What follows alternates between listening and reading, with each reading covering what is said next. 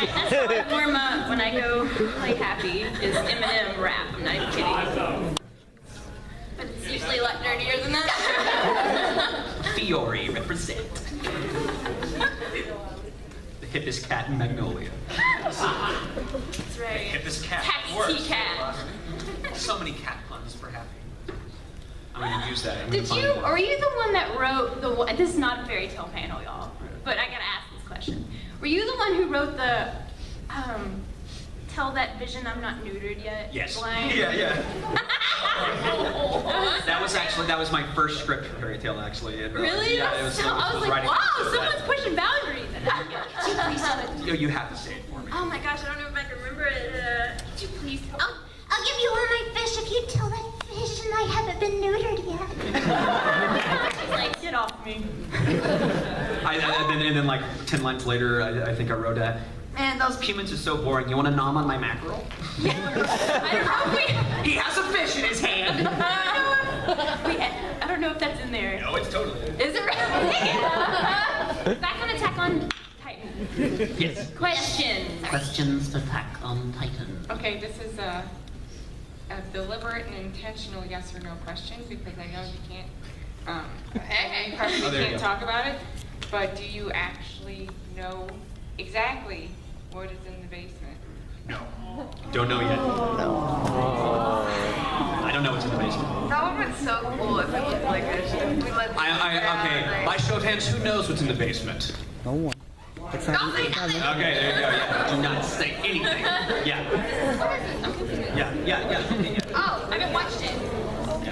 It's Aaron's dad in Shiganshina before everything goes to hell in the first episode. Tells him, hey, I'm about to go on a business trip. When I get back, I'll show you what I've been doing in the basement. You don't want to know what Jaeger has in the basement. So is this supposedly something to He's making Jägermeister. That's all. Is this supposedly something to defeat the Titans? We don't know. We have no idea what's in the basement. But the inclination or what we think is like it could be something that could help to at least identify or tell us more about the Titans, where they came from, or maybe possibly some way to defeat them. So we still don't know what it is. Do they build it up like it's some big thing? Oh yeah, that's like one of the big things is like like the whole point. Actually, like the whole point of one of the big missions of the second half of the first season is them trying to figure out a way to get back there so they can see what's in the basement. So yeah, hopefully that wasn't a spoiler for anybody. What if it's like nothing? What if it's like not? I know, like what if it? I fear like what if it was destroyed or what I if had it a was lost. unicorn in my basement. This is Plushy Collection. It's the last unicorn. He can help us. And Armin just rides him off into the sunset. That was funny. Because there's a rainbow. Yeah, it has to be a rainbow. It's coming out of like the unicorn's behind. And he's pooping a rainbow. That's the next solo on his album. My unicorn rocks. It poops rainbows. The question. First, this I love how fast the hands shoot up. It's like, yes! I love it. First, this is Christa, Mice Guy. It is currently 8 p.m. We did start late. The people in the room have graciously allowed us to stay an extra 5 or 10 minutes, so we have time for maybe 3 or 4 questions. Okay, gotcha. Just let you know. And first, I'm sorry that it went so fast. I wish that we'd had more time. Right here. Hello. Hi. Hello. How are you doing? Doing all right? How are you? I'm ecstatic. I can tell. Yeah, well. I was going to ask, for you working with all the other voice actors, was it fun or awesome just to be around other voice actors? Actually, the thing is, are you talking about while we were recording the show? Yes. Actually, the way that we record and the way that ADR has to be done in anime, we would go in and record one at a time. So I've never like sometimes sometimes we go in and record and other actors had already been in, so we could play off them, and that's super helpful and awesome. But a lot of the times you go in and you're recording in a vacuum, like you're the only actor that's there. So the really cool part is sometimes getting to meet the voice actors, the people that we've been working with sometimes for years. That we will be working with them side by side in show after show after show, and never meet them, never even know what they look like. We just know them by their voice. So getting to finally meet them is the really cool part. Like first time I got to meet Bryn was when we have a commentary for Data Live, and yeah, that was really cool. It's always so much fun to put face to voice. I just thought it was, how funny would that be if everyone was in the booth though, and we were like reacting off each other like, you know what? That'd be so awesome. It would be awesome. But here's the thing: getting actors together is not unlike herding cats.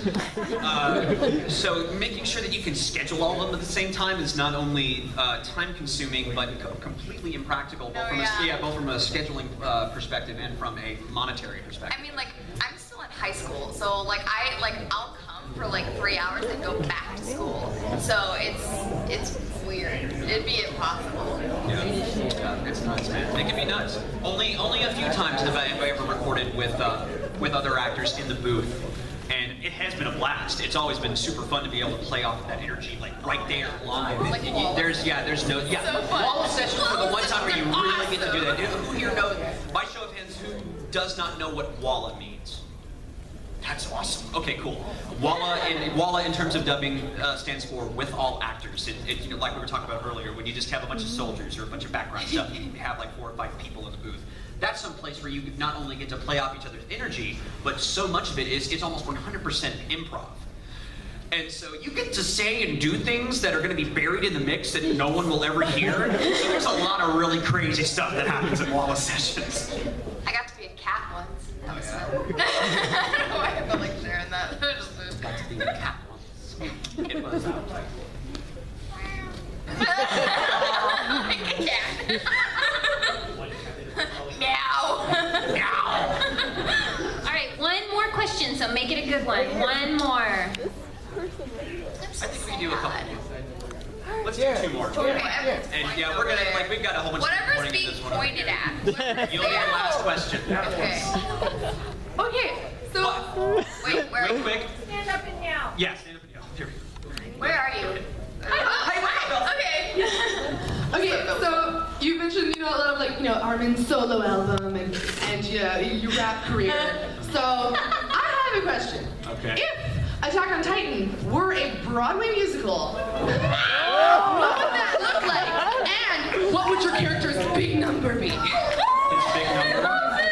Oh, I already know what Armin's big number would be. Armin's big number would be a musical version of his impassioned speech in episode 9. So, that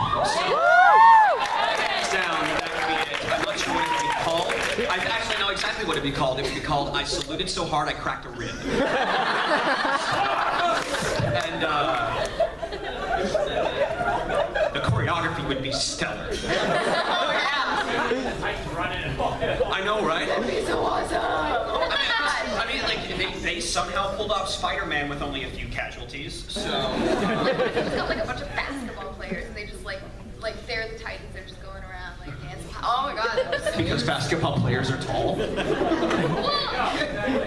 it makes sense. It makes sense. Okay, I was just wondering how they would get do a it. bunch of midgets, and then the basketball players, and then it'll work out.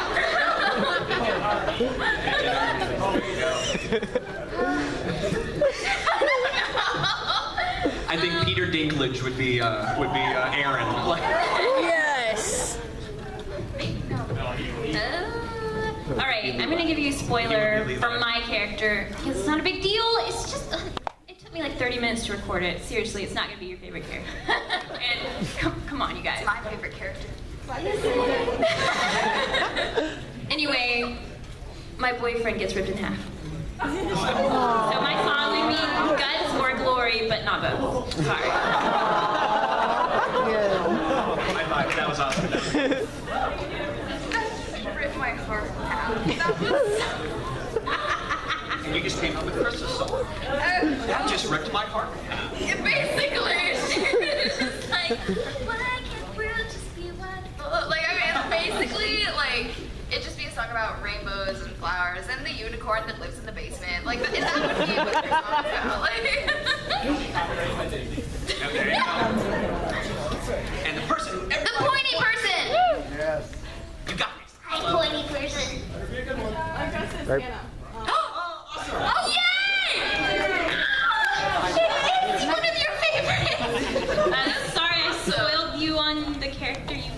knew what Yeah. happened. Well, I just wanted to know if you guys were all in the Pacific Rim, or your characters, if they were all in the Pacific Rim universe, who would they be drift compatible with?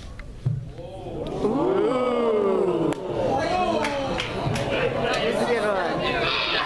Already in my media interview.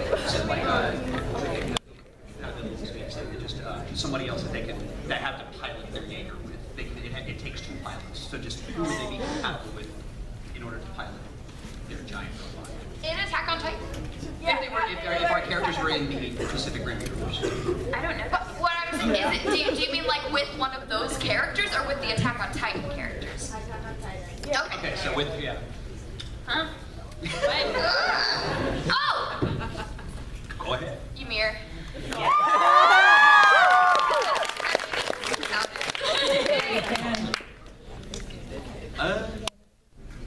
I don't know. Maybe Annie.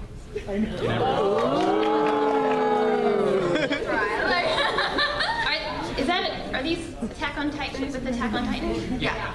Like who? So you're making like couples right now? We already know who Hannah would be just compatible with. He's dead though.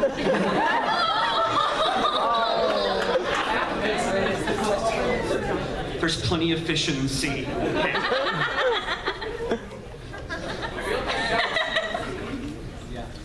All right, well, guys, sorry that we ran a little bit late, but and sorry that we only had an hour. Thank you so much for all your questions. We had so much fun with you guys. We're gonna be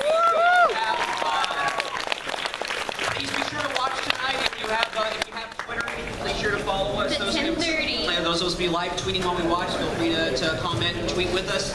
And if you see us walking around, if you have any questions you wanted to ask, if you see us walking around, or give us hugs. Yeah, please feel free to come up. We're always happy to answer. Hannah, cosplayer, can I get a picture with you?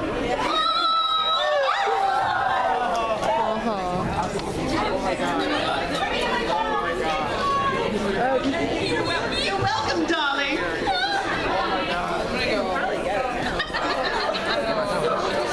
Watch them all like forever. Enjoy the rest of ACEN, guys. Thank you so much.